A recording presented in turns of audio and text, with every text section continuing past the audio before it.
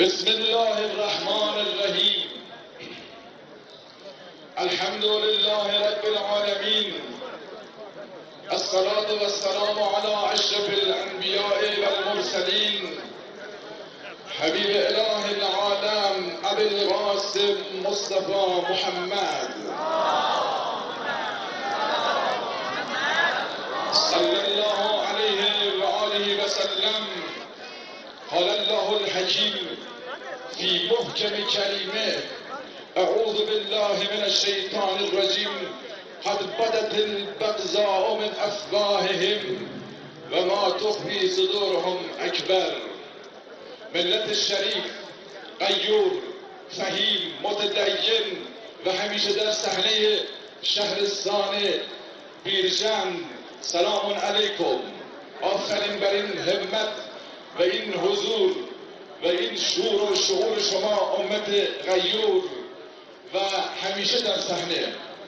کسب اجازه دارم از محضر نماینده معظم و معزز ولی فقیه حضرت آیت الله عبادی، اعضای محترم شورای تأمین، استاندار محترم و روحانیت حاضر در این محفل و مجلس دشمن شکن، تقدیر و تشکر می نماییم از شما مردم فهیم که با حضور دشمن شکن خودتان حفظ کنند و به همه شما حسن عاقبت عنایت بفرمایند. شماره‌های 110 113 و 114 همواره آماده دریافت اطلاعات مردمی شما. ورأيت الناس يدخلون في دين الله أفواجا فسبح بحمد ربك واستغفره إنه كان توابا. صدق الله العلی العظیم. صلوات رو کنیم.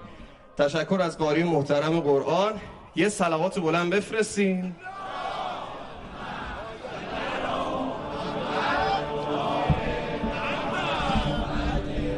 بسم الله الرحمن الرحیم. از هلهله و زوزه گرگان نهراسیم،